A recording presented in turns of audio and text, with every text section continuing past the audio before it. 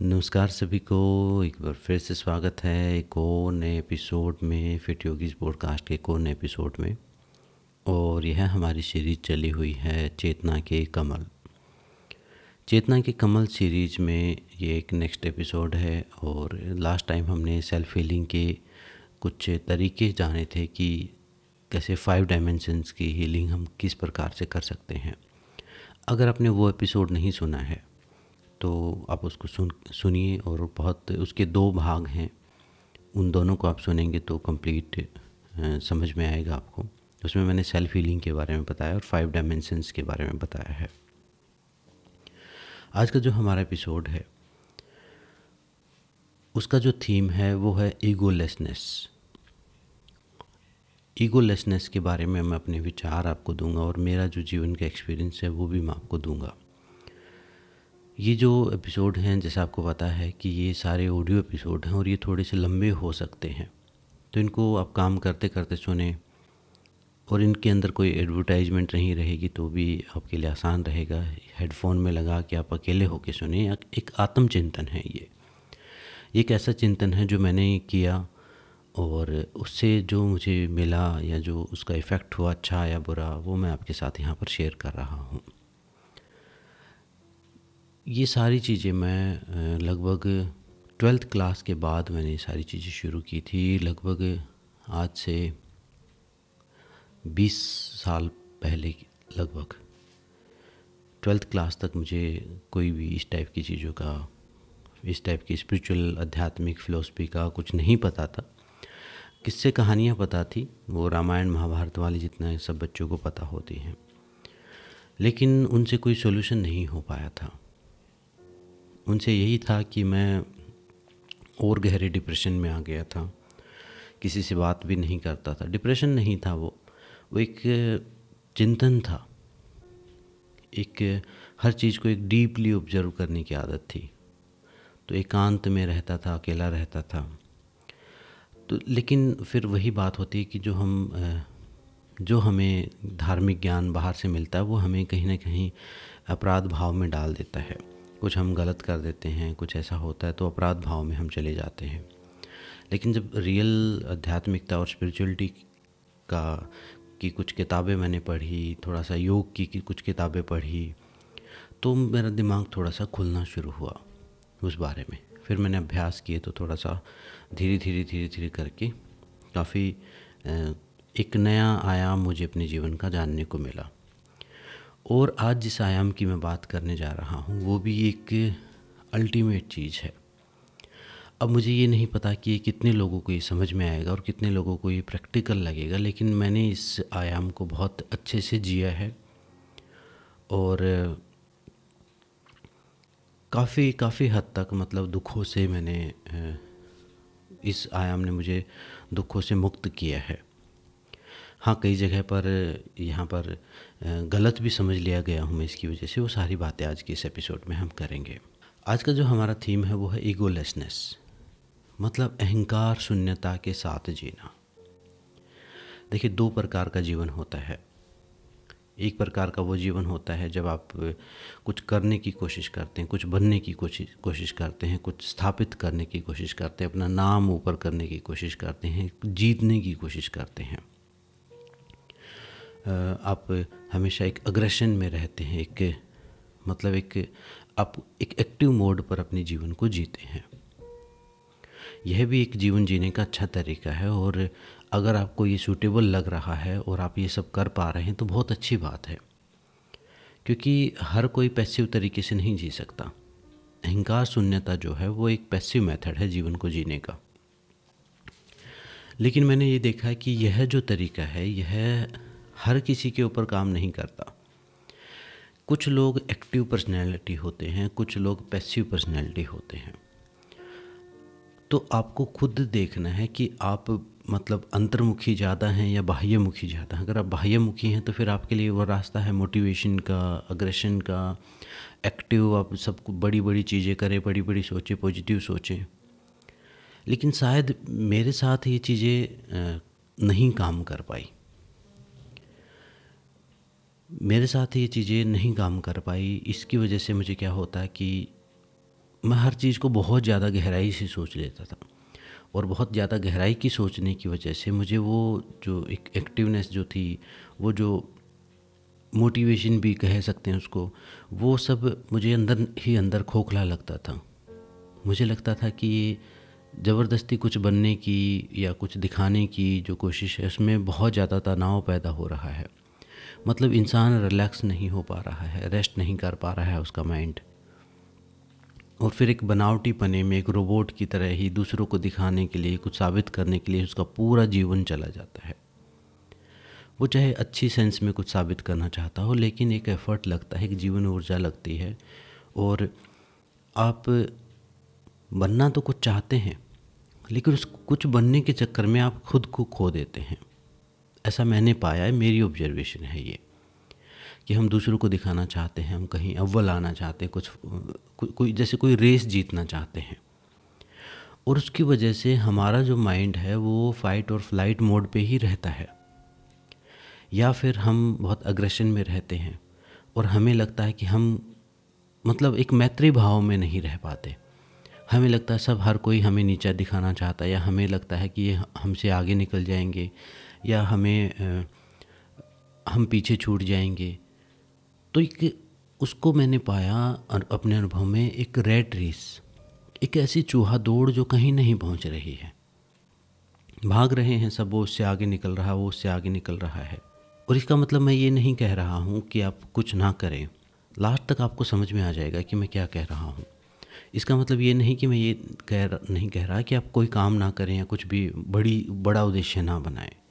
बड़ा उद्देश्य बनाएं, लेकिन किसी को साबित करने के लिए ना बनाएं। ये मेरा अनुभव है और मेरी सलाह है ये। किसी को कुछ साबित करने के लिए दूसरों से आप ड्राइव होना शुरू हो गए, तो फिर आपके दुख जो हैं वो बहुत ज़्यादा मात्रा में बढ़ जाने वाले हैं, क्योंकि दूसरे तो कभी खुश होने वाले नहीं हैं। वो किसी और को खुश कर रहे हैं, आप किसी और को खुश कर रहे हो। वो आपसे भयभीत हैं, आप उनसे भयभीत हो। वो आपको जज कर रहे हैं, आप उनको जज कर रहे हो। तो एक बहुत बड़ा एक अनंत गेम चल जाता है ऐसा करने से। तो एक रास्ता तो ये है, और एक रास्ता ऐसा है कि जिसमें आपको कुछ बनना नहीं है, ना ही आपको कुछ साबित करना है। आप हर काम करते हैं, आप अपने कर्तव्य भी पूरे करते हैं, आप अपने जीवन के बड़े उद्देश्य को और बड़ा, बल्कि मुझे लगता है कि वो जो एक्टिव मेथड है उससे भी ज़्यादा बड़ा उद्देश्य एक अहंकार शून्यता वाला व्यक्ति कर पाता है। जितने भी बड़े बड़े महापुरुष थे हमारे, उन्होंने जो कुछ भी किया है उसी स्टेट में रहते हुए किया है। उन्हें किसी से जीतना नहीं था, उन्हें किसी को पीछे नहीं छोड़ना था। उनका एक विजन था, उस पर काम करना था, और उसमें भी उन्हें जीतना नहीं था। उसमें भी उन्होंने कोई ये नहीं तय कर दिया था कि इतने साल में हम ये कुछ करेंगे।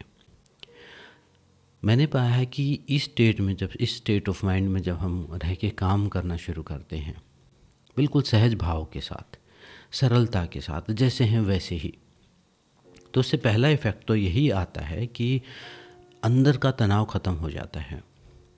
जो फाइट फ्लाइट मोड पर हम 24 घंटे थे कि कौन क्या सोचेगा, किसको क्या अच्छा लगेगा कि बुरा लगेगा, उस मोड से हम एकदम से निकल जाते हैं। अब हमें कोई फ़र्क नहीं पड़ रहा है कौन क्या सोच रहा है। और इसका मतलब ये भी नहीं इसको कि आप नेगेटिव में लें कि कोई कुछ नहीं सोच रहा है तो हम कुछ गलत कर देंगे। फिर नहीं, फिर आप समझेंगे नहीं इस एसेंस को अगर ऐसा सोचा तो। बल्कि जो अहंकार शून्य व्यक्ति है वो उस एक्टिव वाले से भी ज़्यादा, अगर हम अच्छाई की बात करें तो उससे भी ज़्यादा पॉजिटिव होता है। वो ना उसको कोई रिजल्ट की चिंता है, वो कोई काम कर रहा है तो उसको इसलिए नहीं कि वो कुछ जीत जाएगा या उससे कुछ मिल जाएगा उसको।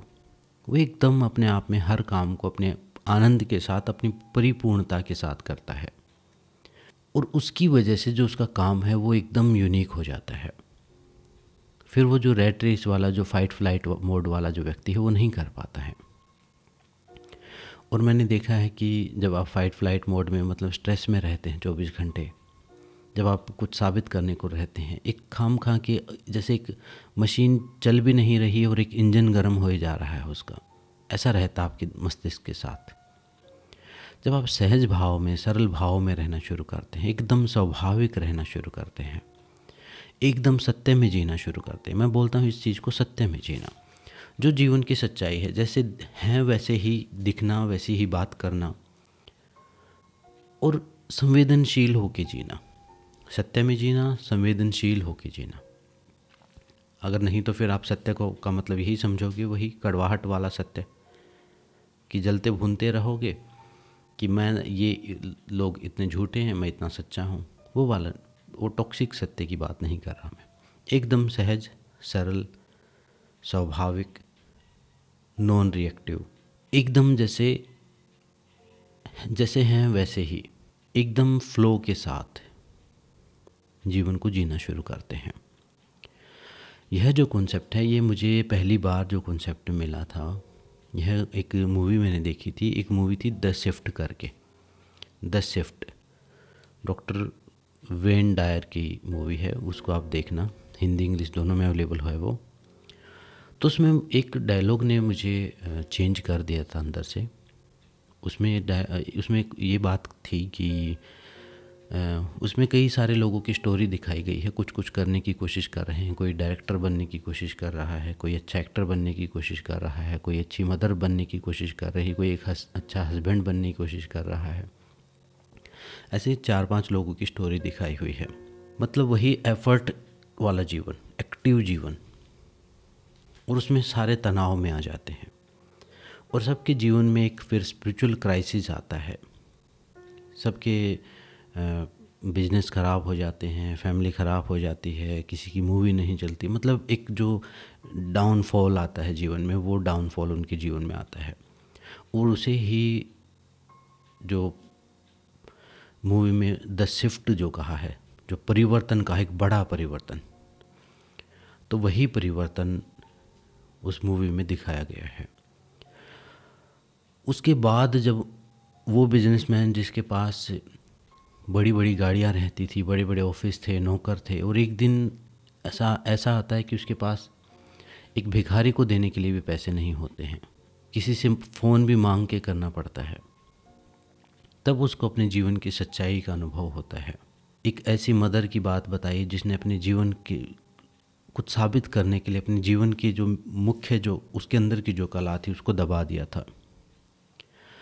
तो ऐसा हम सबके साथ भी होता है। तो उस परिवर्तन के बाद जब एक बड़ा क्राइसिस आता है, तो जो डॉक्टर वेन डायर हैं उसमें वो ये समझाते हैं, वो एक डायलॉग मुझे बहुत अंदर तक घर कर गया मेरे।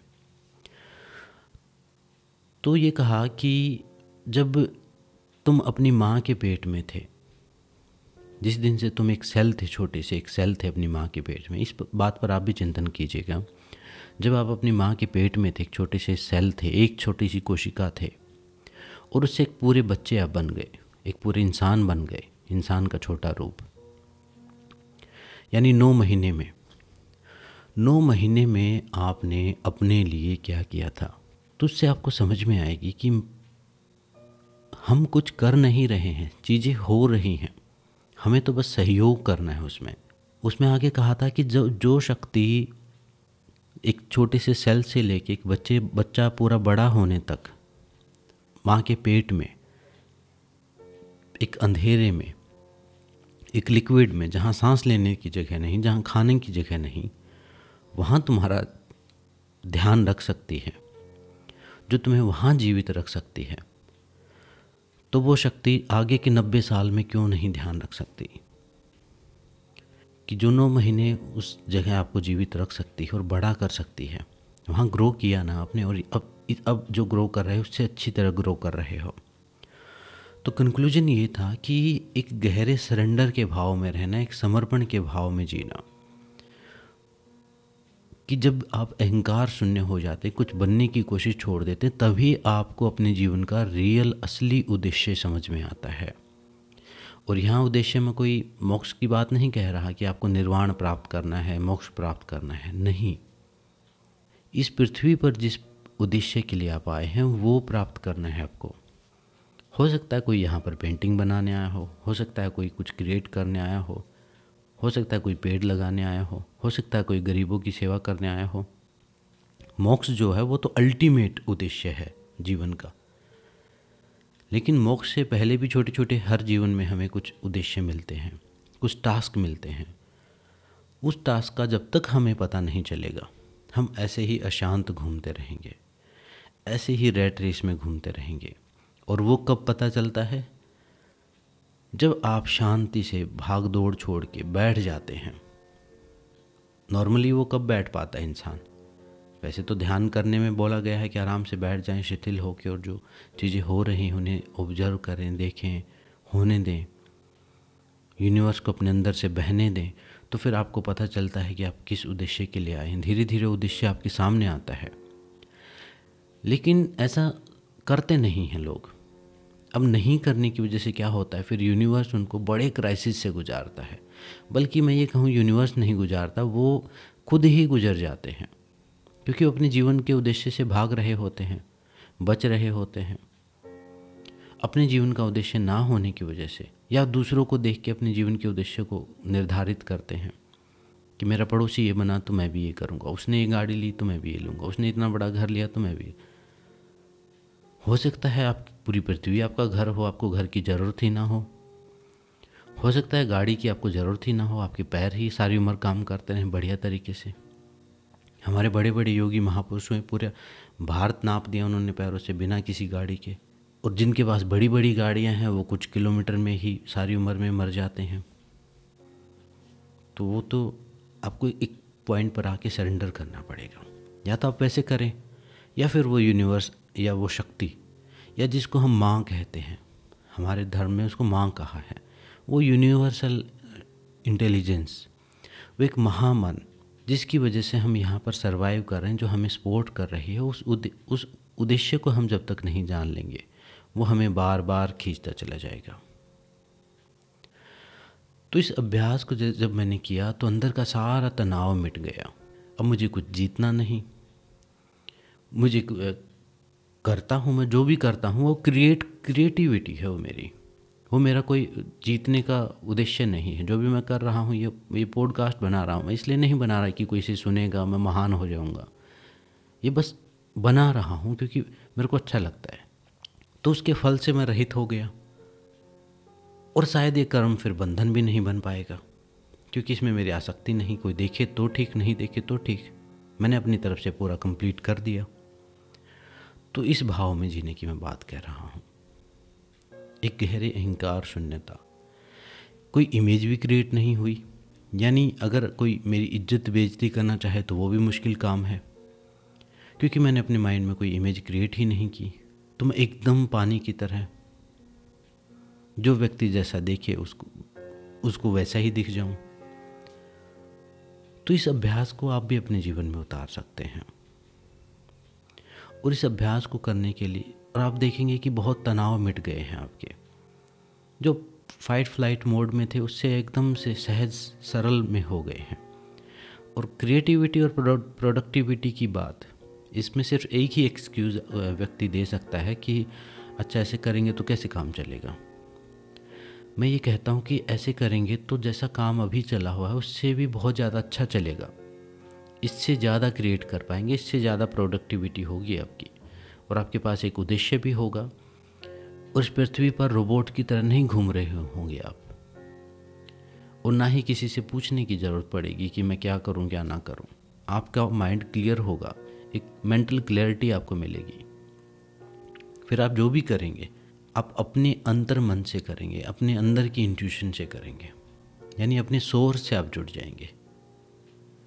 तब जो ऊर्जा का लेवल होगा, तब जो आपकी क्रिएटिविटी का लेवल होगा, तब जो आप प्रोडक्ट बनाएंगे, तब जो आप सर्विस देंगे किसी भी रूप में, वो एक यूनिक लेवल की होगी, वैसा कोई नहीं दे पाएगा। तब आप काम नहीं करेंगे, जैसे गीता में कहा ना कि निमित्त मात्र।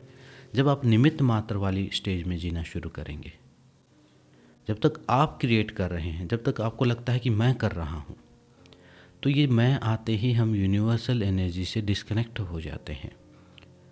और जब आप कहते हैं कि मेरे द्वारा हो रहा है, हैपनिंग की स्टेज में आ जाते हैं कि हो रही हैं चीज़ें, है नहीं, मैं तो निमित्त मात्र हूँ। जैसे ये बात मुझे आपको बतानी, अब मैं कहूँ कि मुझे बतानी है, तो ये मेरा अहंकार हो गया एक मेरे द्वारा बताई जा रही है। और ये सिर्फ बोलना नहीं, इस चीज़ को, इसको प्रैक्टिस करना, इसको अंदर से ऐसे ही अपने अंदर से बहने देना। एक बात है, उसको मैं अपने अंदर से बहने दे रहा हूँ, आप तक पहुँच रही है वो। तो फिर उस बात का जो परिवर्तन होगा वो अलग स्तर का होगा। अगर मैं अपने दिमाग से बोलूँगा तो वो बात सिर्फ मेरी एजुकेशन की होगी, या जितनी मैंने सीखा है, सोचा है, समझा है, उसी की लिमिटेशन में होगी। वो चीज़ लिमिटेड होगी, वो अंदर तक नहीं उतर पाएगी। लेकिन ये एक मैसेज है जो मैं पहुंचा रहा हूं आप तक, जो मेरा है ही नहीं, कहीं से मेरे पास आया, मैंने आपको भेज दिया, जैसे फॉरवर्ड कर देते हैं। तो इस अभ्यास को आप अपने जीवन में करके देखें। आप इज्जत बेइज्जती से ऊपर उठ जाएंगे। आप निमित्त मात्र होने वाली स्टेज में रह के जीना प्रैक्टिस करने की कोशिश करें। छोटे छोटे अभ्यास आप शुरुआत में करेंगे। कुछ चीज़ें आपकी मदद कर सकती हैं, जैसे कुछ चीज़ें, कुछ काम ऐसे जो आपको हमेशा से पसंद हैं। ये मत सोचिए कि कौन क्या कहेगा, जिसने कहना है वो तो कहेंगे ही। आप सब कुछ कर देंगे, आप सूली पर भी चढ़ जाएंगे तो भी वो उसमें कमियां निकाल देंगे, जिसने कमी निकालनी है। और जो आपकी तरफ हैं वो आप बुरे से बुरा भी काम करेंगे तो उसमें भी आपके साथ ही खड़े होंगे वो। तो दूसरों के लिए तो अपने जीवन को जीना छोड़, मतलब उस उद्देश्य को तो हटा ही दें। दूसरों के लिए तभी आप कर पाएंगे जब आप खुद के उद्देश्य को समझ पाएंगे और पहले से भी अच्छा कर पाएंगे। आप अभी अपनी फैमिली के लिए, अपने पति के लिए, पत्नी के लिए, अपने पड़ोसियों के लिए, जैसे भी आप जीने की कोशिश कर रहे हैं, अपने माँ बाप के लिए, आप बेहतर तरीके से जी पाएंगे, एफर्टलेसली जी पाएंगे और जीवन का आनंद ले पाएंगे। मूवी को आप देख लीजिएगा, द शिफ्ट करके मूवी है, यूट्यूब पे भी मिल जाएगी, बहुत पुरानी मूवी है, हिंदी इंग्लिश दोनों में मिलेगी। आपको एसेंस मैंने बता दिया है, मूवी को देखेंगे थोड़ा और समझ में आ जाएगा। और इस बात को बार बार अपने मन में दोहराएं कि जो माँ के पेट में 9 महीने आपका ख्याल रख सकता है, वो अब भी आपका ख्याल रख रहा है। आप अकेले नहीं हैं। आप अकेले इसलिए हो गए हैं क्योंकि आप भूल गए हैं। जैसे किसी मेले में किसी माँ बाप से कोई बच्चा बिछुड़ जाए, बच्चे ने उंगली छोड़ दी है, माँ बाप फिर भी नज़र रखे हैं कि कहाँ जाता है, क्या कर रहा है, करने दो इसको उछल-कूद। तो वो यूनिवर्सल इंटेलिजेंस, जिसको माँ कहें, परमात्मा कहें, ब्रह्म कहें, शक्ति कहें, वो आज भी आपके ऊपर नज़र रखे हुए है और हमेशा आपको प्रोटेक्ट भी करती है वो शक्ति। बार बार रास्ता भी दिखाती है। आप फिर गिरते हो, फिर उठते हो, लेकिन समस्या ये है कि जब आप उठ जाते हो तो आपको लगता है आप खुद उठे हो, और जब आप गिर जाते हो तो आपको लगता है कि उसने गिरा दिया। इस भाव से बाहर आके जीवन को अपने अंदर से बहने देने की आदत आप डाल के देखिए। एक अहंकार शून्य जीवन जी के देखिए एकदम से। अगर इस बात को भी आपने अभी सुन के भी एक स्वीकार भी कर लिया, अभी आपके जीवन में शांति हो जाएगी, अभी आ जाएगी। किसी बाबा जी के उपाय की ज़रूरत नहीं है, किसी एस्ट्रोलॉजी के उपाय की, पूजा पाठ की, हवन यज्ञ की ज़रूरत नहीं है। तुरंत अभी शांति प्राप्त हो जाएगी आपको, एकदम अहंकार शून्य। जैसे नदी में कोई एक पेड़ का पत्ता बह रहा हो, जीवन को ऐसे ही जीना है। हमारे द्वारा बहुत सारी चीज़ें होंगी, बहुत बड़े बड़े उद्देश्य पूरे हो सकते हैं आपके द्वारा, लेकिन वो कब होंगे जब अपने अंदर से उन उद्देश्य को आप बहने देंगे। आप अपनी बुद्धि से, अपने अहंकार से जितना भी सोचेंगे वो छोटा सा ही होगा, वो तुच्छ ही होगा। और स्पिरिचुअल सीक्रेट इसमें ये है, जब आप अहंकार शून्य होते हैं तो जो कॉस्मिक प्राण ऊर्जा है वो आपके अंदर बहनी शुरू हो जाती है, आपकी बीमारियां ठीक होनी शुरू हो जाती हैं। आप धन्यवाद के भाव में जीते हैं, हर चीज़ के लिए धन्यवाद देते हैं, अपने अंदर से रिजिडनेस को ख़त्म करते हैं, तो एक प्राण ऊर्जा आपके अंदर बहनी शुरू होती है, आपकी बीमारियां ठीक होती हैं, आपकी जीवन की सिचुएशंस ठीक होती हैं, सकारात्मक चीज़ें अपने आप होना शुरू हो जाती हैं, और तब आप अपने जीवन में असली चमत्कार को महसूस करते हैं। चमत्कार को ये नहीं है कि कोई हवा में सोने की चेन निकाल दे, ये चमत्कार नहीं, ये तो कोई भी कर सकता है, जादूगरी। ये तो हाथ की सफाई होती है। असली चमत्कार वो है जब एक छोटा बच्चा इस पूरे संसार को देख रहा होता है, चांद सितारों को देख रहा है कि किसने ये बनाया। वो असली चमत्कार तो आपको दिख नहीं रहा आपके आसपास। ये सब लोग घूम रहे हैं, पेड़ पौधे हैं, प्रकृति है, इतना बड़ा आसमान है, इतनी गैलेक्सी है, इतने ब्रह्मांड हैं, उनमें एक छोटी सी पृथ्वी है। सबसे बड़े चमत्कार तो आप खुद हैं। इतना बड़ा सोच पा रहे हैं, इतना सब कुछ समझ पा रहे हैं, तो अपने उस चमत्कार को जानना है अंदर के, और अहंकार शून्य जीवन जीने की आप कोशिश कीजिए। मैं गारंटी देता हूँ आपके जीवन के दुख एकदम से समाप्त हो जाएंगे, बिना किसी शास्त्र को पढ़े, बिना किसी ज्ञान को प्राप्ति किए, एकदम से जैसे सब बिखर ही जाए। वो अहंकार कभी कभी टूटता भी है आपका, पहले टूटा है, वो कई बार टूटा है। जब जब कठिन परिस्थितियाँ आई हैं, जब चारों तरफ से घिर गए हो, तब वो टूटा है। और तब आपने उस गहरे दुख में उस गहरे सुख को भी आपने कहीं ना कहीं चखा होगा ज़रूर। गहरे दुख के अंदर ही वो गहरा सुख छिपा हुआ होता है, लेकिन उस एसेंस को आप समझ नहीं पाए। फिर आपने दोबारा से अपने चारों तरफ लेयर खड़ी कर ली हैं। तो इस अभ्यास को अपने जीवन में अप्लाई करके देखें, और जैसा भी एक्सपीरियंस हो मेरे साथ शेयर करें, या जो रिसेप्टिव हैं और जिनको लगता है कि जो ये बातें समझ सकते हैं उनके साथ शेयर करें। तो आज के इस एपिसोड में इतना ही है। ये अहंकार शून्यता का एक अच्छा एक्सपीरियंस था मेरे, और भी बहुत सारी चीज़ें हैं इसमें, कभी लाइव क्लास होगी तो उसमें बात करेंगे। तो आज की इस ऑडियो पॉडकास्ट में इतना ही, मिलते हैं नेक्स्ट एपिसोड में। सबका धन्यवाद, सबको नमस्ते, सबको शुभ रात्रि। ओम शांति शांति शांति।